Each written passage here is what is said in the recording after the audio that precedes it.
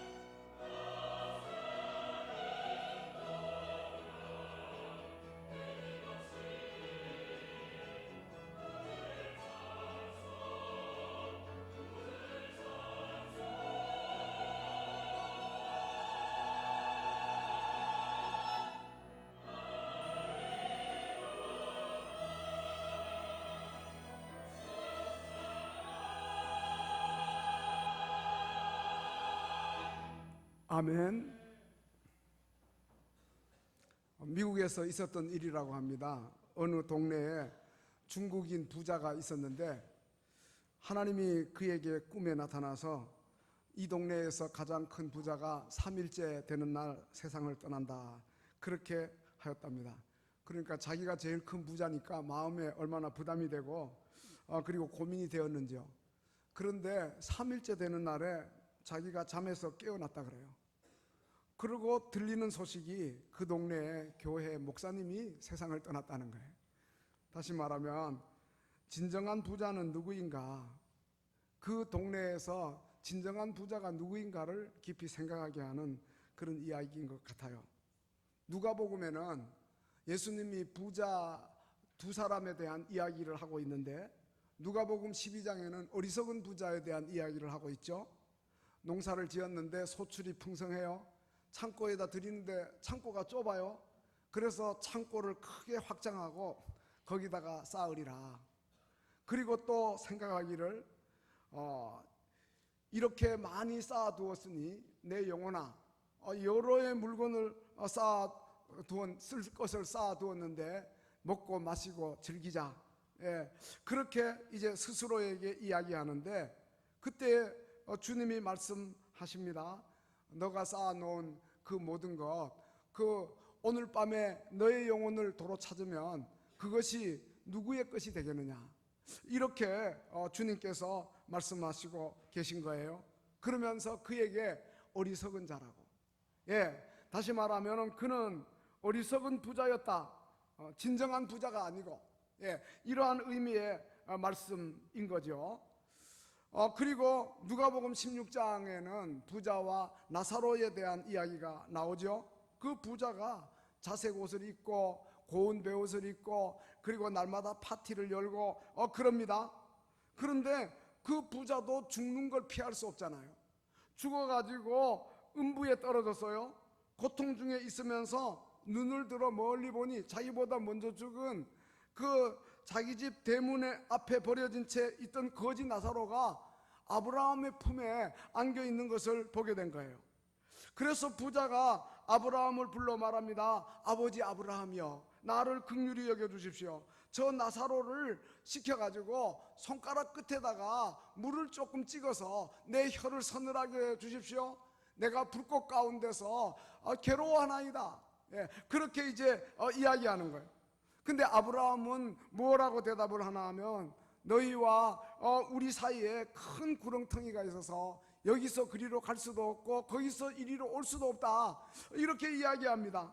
그러니까는 이 부자가 지옥 생활이 너무 고통스러워서 아버지여 구하오니 그러면 나사로를 내 아버지 집에 좀 보내가지고 5 형제가 있는데 이 지옥의 비참한 이 광경을 좀 가서 이야기해 주어서 이 고통받는 자리에 오지 않도록 해달라, 이렇게 이제 하지요.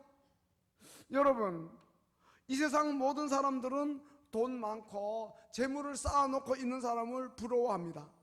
날마다 호의호식하는 부자를 엄청 부러워합니다.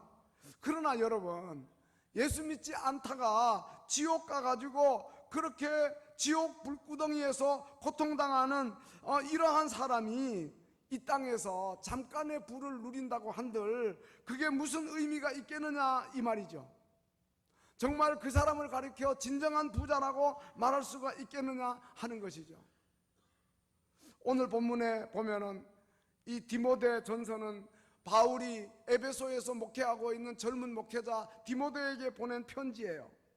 근데 이 편지에서 바울은 목회 지침을 주고 있어서 목회서신이라고 그러는데, 이 디모데가 사역하고 있는 이 에베소가 동서양의 다리의 역할을 하는 그런 관문의 역할을 하는 곳이어서 항구 도시고, 그리고 상업이 발달하고 그리고 무역으로 엄청난 부를 누리는 도시였어요. 그리고 동서양의 온갖 진귀한 물품들이 에베소에 몰려들었어요. 돈이 항상 많아요.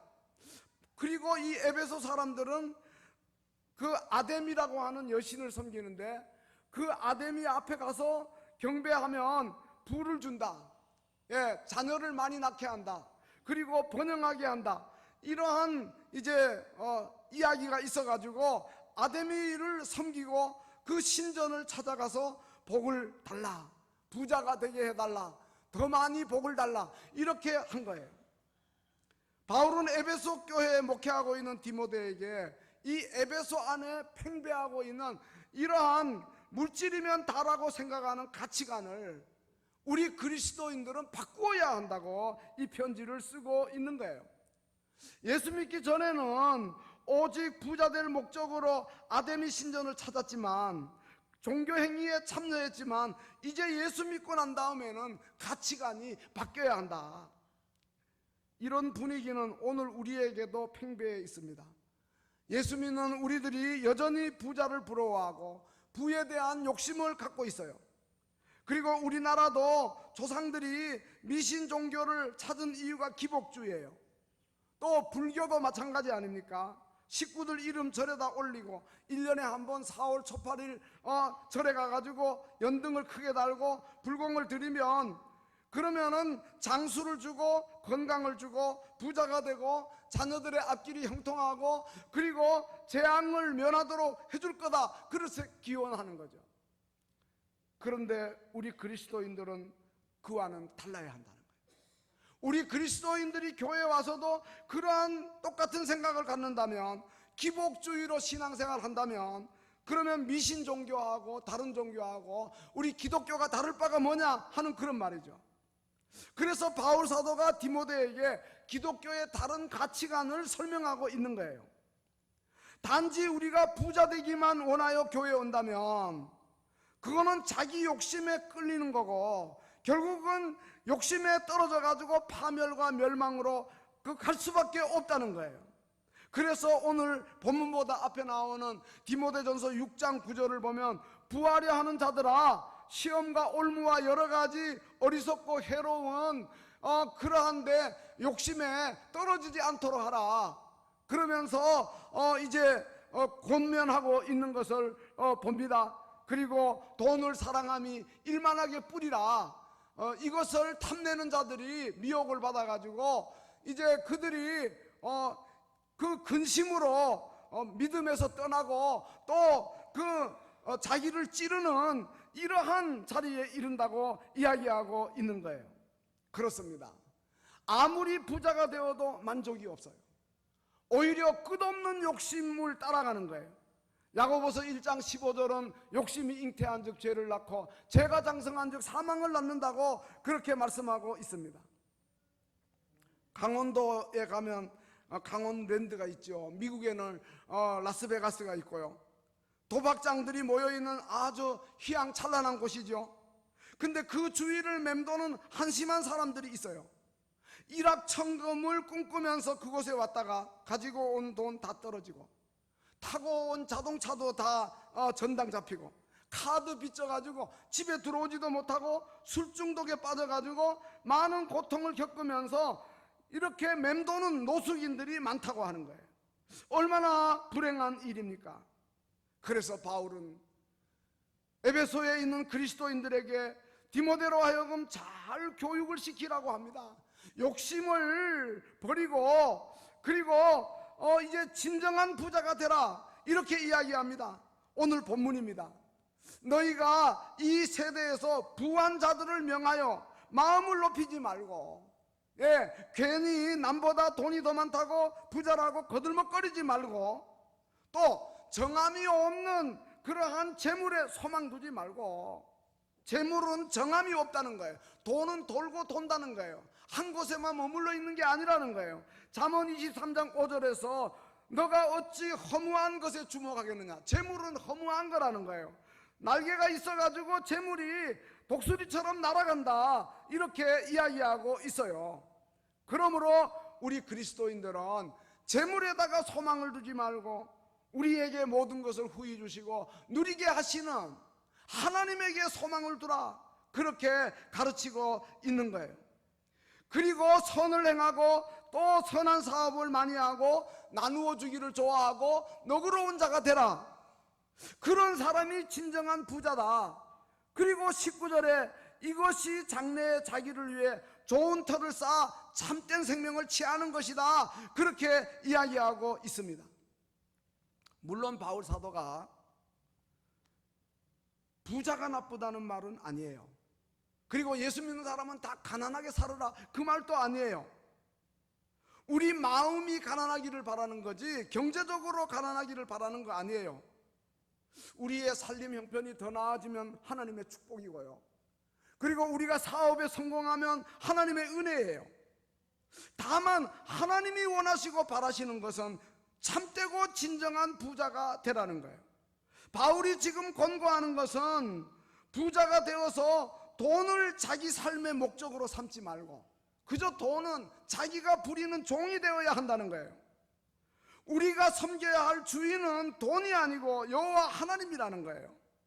정함이 없는 재물에다가 소망을 두지 말고 오직 우리에게 모든 것을 후히 주시고 누리게 하시는 하나님께 소망을 두고 만유의 주권자가 되시는 그 여호와 하나님을 섬기면서 살라는 거죠. 바로 그러한 사람이 진정한 부자라고 이야기하고 있는 거죠. 예수님도 마찬가지입니다. 마태복음 6장 19절에서 너희를 위하여 보물을 땅에 쌓아두지 말고 너희를 위하여 보물을 하늘에 쌓아두라, 그렇게 말씀하시면서 보물 있는 곳에 너의 마음이 있다 그러면서 한 사람이 두 주인을 섬기지 못할 것이니 너희가 하나님과 재물을 겸하여 섬길 수 없다 그랬어요. 그러니까 오늘 본문에서 진정한 부자가 누구인지 바울이 디모데에게 교훈하면서 그 길을 따르도록 에베소 교회 성도들을 가르치라고, 부자에게 명하라고, 진정한 부자가 되도록 하라고 이렇게 말씀하고 있는 것입니다. 진정한 부자가 누구인가? 오늘 본문은 부한 자들에게 명하여서 마음을 높이지 말고 부자라도 하나님 앞에서 겸손하면 진정한 부자라는 거예요.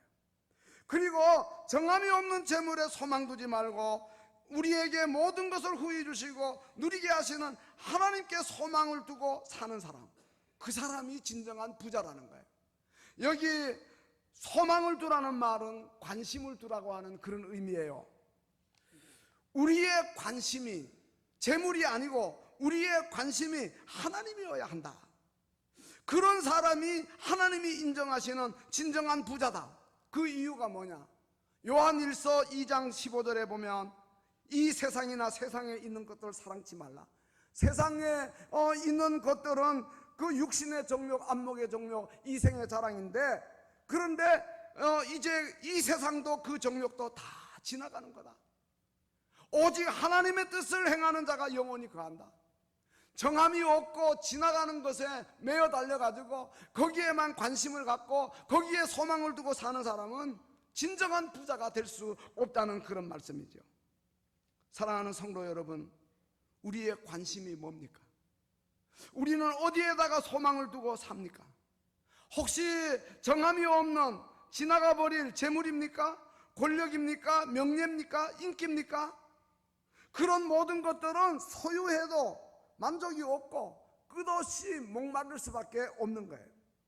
그런 것들은 다 지나가는 것이에요. 그러므로 우리의 관심을 영원 불변하시는, 우리에게 모든 것을 후히 주시는, 또 누리게 하시는 우리 하나님께 소망을 두고 살아야 한다는 거예요. 그럴 때 우리 마음이 기쁘고 행복하고 만족이 있고 그러하다 이 말이에요. 우리가 하나님에게 관심을 갖고 하나님에게 소망을 두면 가치관이 바뀌고 이 세상에 먹고 마시고 즐기고 하는 게 오히려 우리 눈에는 시시하게 보이는 거예요. 가치관만 변화되면 관심의 대상이 달라지는 거예요. 우리가 그러해서 진정한 부자가 돼야 된다는 거죠. 우리 장로교회에서는 대소요리 문답 제1문이 사람의 제일 되는 목적이 뭐냐 이렇게 묻습니다. 학습이나 세례 문답할 때 꼭 물어봐요. 그 대답이 뭡니까? 하나님을 영화롭게 하고 그리고 하나님을 영원토록 즐거워하는 거다. 그렇게 이제 대답합니다. 오직 하나님께만 영광.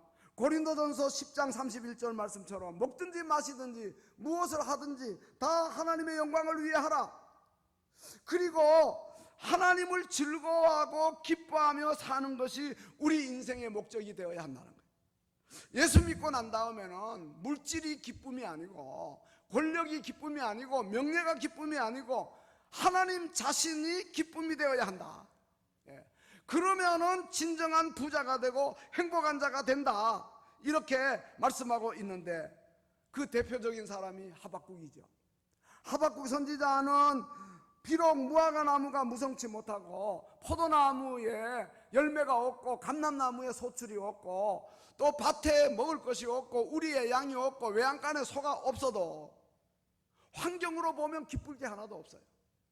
그렇지만은 그는 그 여호와로 말미암아 즐거워하고 구원의 하나님으로 인하여 기뻐하고 여호와가 나의 힘이다 그렇게 말하면서 사슴이 높은 것을 거니는 것처럼 수금에 맞추어 찬송하면서 높은 것을 거니는 진정한 부자가 된다는 거예요.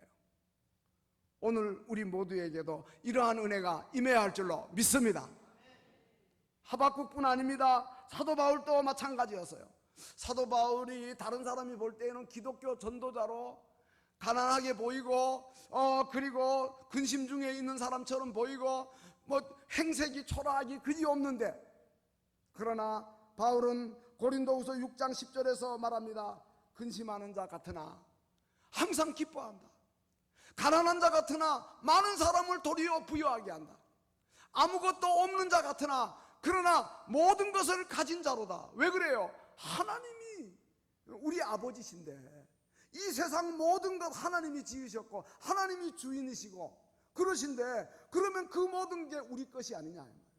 사도 바울에게는 그러한 마음이 있으니까 뭐 사람들 잘 먹고 잘 입고 뭐 사치하고 그거 오히려 시시하게 보였다는 거예요. 정말 이러한 사람이 진정한 부자라는 거죠. 오늘 우리에게 이런 은혜가 임해야 할 줄로 믿습니다. 그리고 또 진정한 부자가 누구냐? 선을 행하고 선한 사업을 많이 하고 나누어 주기를 좋아하고 너그러운 자가 된다면 그 사람이 진정한 부자라는 거예요. 소유만 하고 있고 쌓기만 한다고 쓰지 않는다면, 그러면 나누어 줄 줄 모른다면, 그 사용하지 않는다면 그 사람은 부자가 아니다 이 말이에요. 가지고 있으면서도 쓸 줄 모르니까. 진정한 부자는 이제 자기의 소유를 하나님을 위해 복음을 위해 쓰는 거예요. 진정한 부자는 누구냐? 자신의 소유가 하나님으로부터 왔음을 깨닫고 자신에게 있는 모든 것은 하나님이 자기에게 일시 동안 관리하라고 맡겨주신 걸로 알고 자기는 청지기로서 본래의 주인이신 하나님의 뜻에 맞도록 그것을 관리해야 할 책임감이 있다고 느끼는 사람, 그런 사람이 진정한 부자라고 하는 말씀이죠. 오늘 우리는 어떻습니까? 우리는 혹시 지금까지 선한 청지기로 살았습니까? 아니면 불의한 청지기로 살았습니까? 주인의 것을 주인의 뜻에 맞게 바로 썼습니까? 아니면 내 마음대로 탕진하며 살았습니까? 청지기이면서도 그걸 망각하고 내가 주인인 채 그렇게 하며 살지는 않았습니까? 김석균 씨 작사하고 작곡한 복음 성가 가사처럼 주님 것을 내 것이라고 고집하며 살아왔네. 금은보화 자녀들까지 주님 것을 내 것이라고. 아버지여, 철없는 종을 용서하여 주옵소서. 맡긴 사명, 맡긴 재물을 주를 위해 쓰렵니다. 진정한 부자가 다 되시기를 주님의 이름으로 축원합니다. 미국에서 그 파워풀 리빙, 능력 있는 삶이라고 하는 그러한 캠페인을 벌이는 전도하시는 분이 계셨다 그래요. 근데 이분은 1년에 2천만 불, 우리 돈으로 200억 넘는 돈을 경비를 들여가지고 텔레비전 고정 프로그램을 세내어서 4사람을 연출을 시키는데, 첫째는 유명한 영화 배우를 이제 텔레비전에 연출시키고, 그 다음에는 또 정치인을, 그리고 억만장자 부자를, 그 다음에 아주 인기 있는 그런 운동선수를 이렇게 출연시킨다 그래요. 그러면 그 사람들은 텔레비전에 출연해가지고 이렇게 이야기한다 그럽니다. 여러분, 저는 영화배우 아무개 아무개입니다. 운동선수 아무개 아무개입니다. 뭐 이런 식으로 자기를 소개하고, 여러분 중에는 제가 영화배우니까 인기가 제일 중요한 줄로 여러분 아실 겁니다. 그러나 아닙니다. 참으로 중요한 것이 있습니다. 그것을 알고 싶다면 저에게 전화를 하십시오. 그러고는 그 다음에는 마지막 화면에 전화번호를 띄운답니다. 그리고 이제 억만장자도 또 출연해가지고 여러분 중에는 저에게 오직 돈이 제일 좋은 줄로 이렇게 여러분 생각하실 텐데 아닙니다. 돈보다 더 중요한 게 있습니다. 참으로 중요한 게 있습니다. 그것이 무엇인지 알고 싶으면 저에게 전화하십시오. 그리고 또 전화번호가 뜬다는 거예요. 정치인에게는 또 이제 권력이 중요한 줄 알고, 운동선수에게는 뭐 이제 메달이 중요한 줄 알고 이렇게 생각하지만 그게 아닙니다 하고 이제 그 전화번호를 띄워놓으면 1년 동안 950만 통의 전화가 걸려온다는 거예요. 그러면 그 전화를 받으면서 복음의 내용을 설명하는 거죠. 정말 중요한 것은 인기가 아니고 메달이 아니고 돈이 아니고 권력이 아니고 예수 그리스도다, 구원이다 하는 것을 설명한다는 거예요. 전도를 위해서 많은 물질을 이분은 투자하고 있는 거죠. 얼마나 소중한 일을 하는 겁니까? 이러한 사람이 진정한 부자가 아니냐 하는 것이죠. 오늘 우리는 사람의 생명을 살리는 전도와 선교, 하나님의 복음 증거하는 일을 위해 우리의 소유를 투자하고, 또 물질이 많고 적은 것이 문제가 아니라 정말 적은 것이라도 하나님 나라 복음을 위해서 사용한다면 땅의 가치를 하늘의 가치로 바꾸는 거예요. 시간의 가치를 영원한 가치로 전환하는 거예요. 이보다 더 크고 가치 있고 행복한 일은 없는 거예요. 선한 일을 위해서 우리의 물질과 우리의 생애가 쓰여질 때에 이것이 믿음이고 은혜고 축복이에요. 이것이 영원한 행복이에요. 이것이 진정한 부자의 모습이에요.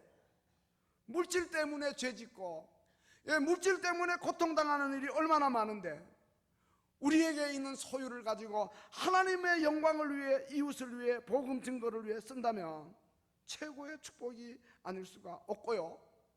그 다음에 이것은 장래를 위한 최고의 투자예요. 오늘 본문 그렇게 말씀하고 있지 않습니까? 선을 행하고 선한 사업을 많이 하고 나눠주기를 좋아하고 그리고 너그러운 자가 되라 하면서 19절에 이것이 장래에 자기를 위하여 좋은 터를 쌓아 참된 생명을 취하는 것이라 말씀하고 있는 거예요. 그렇습니다. 겉으로만 드러나는 세상적인 부자가 진정한 부자가 아니고요, 우리가 누리고 있는 것을 하늘의 가치로 그리고 영원한 가치로 바꾸는 사람이 진정한 부자다 이 말이에요. 그런 사람에게 하나님이 기뻐하시고 큰 복을 주신다 이 말씀이죠. 사랑하는 성도 여러분, 우리 모두 정말 깨끗하고 지혜롭게 진정한 영원한 부자가 되시기를 주님의 이름으로 축원합니다.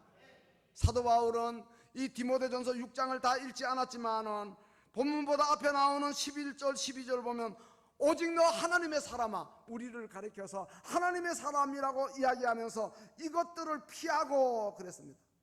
이것들을 피하라 그랬는데 이것들이 뭐예요? 9절하고 10절에 나오는 내용이죠.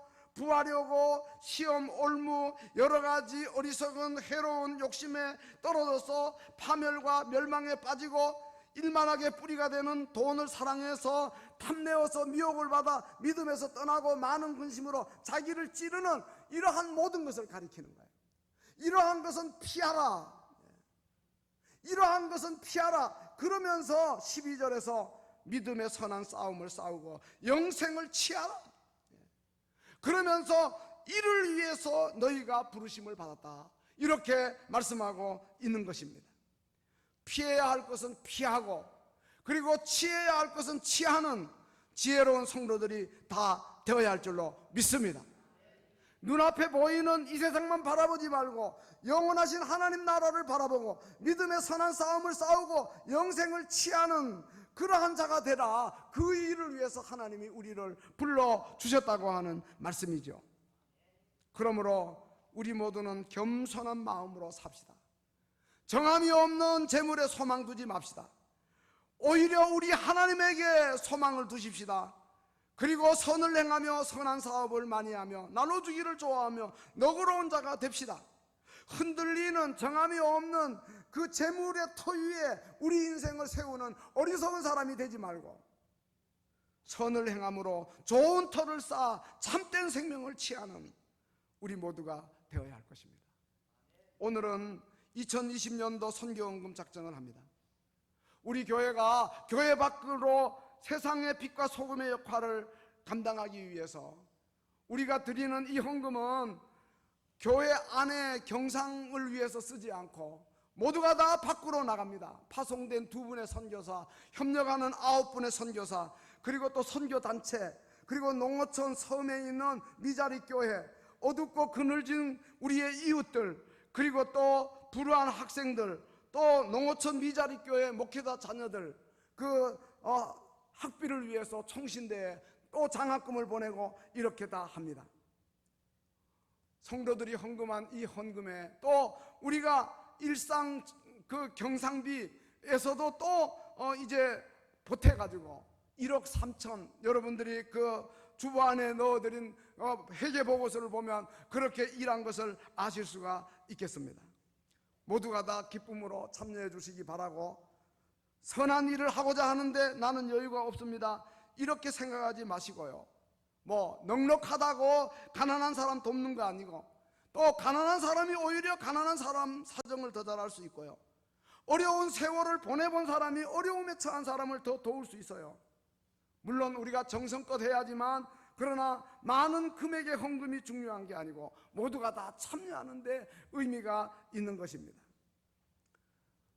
우리에게 널리 알려진 인기스타 그 유명한 탤런트 김혜자 권사님입니다. 이분은 아프리카의 그 에이즈에 걸린 아이들을 돌보고 그렇게 말년을 아름답게 보내고 있는데, 유니세프 친선대사고 월드비전의 친선대사예요. 그런데 이분이 세종문화상 사회부문에서 수상을 했어요. 그때 그는 나와서 말하기를, 내가 당연히 해야 할 일을 했는데 무슨 선한 일을 많이 했다고 상을 받겠느냐고, 그러면서 부끄러워가지고 거절하고 싶었대요. 근데 어떻게 나왔느냐? 상금 3천만 원에 유혹이 되어서 나왔다 그래요.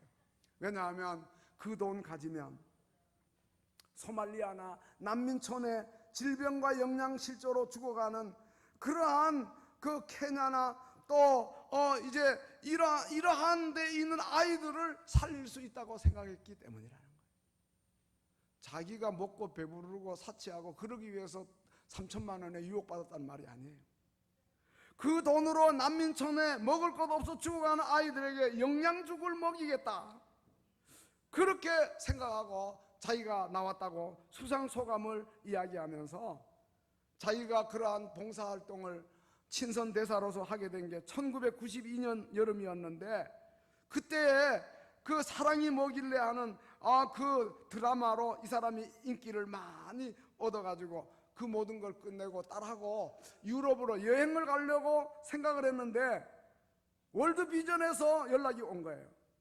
우리가 받았던 도움을 우리도 다른 사람에게 나눠줘야 되지 않겠느냐, 그러면서 오셔서 아프리카에 함께 갑시다, 그렇게 이야기하더라고요.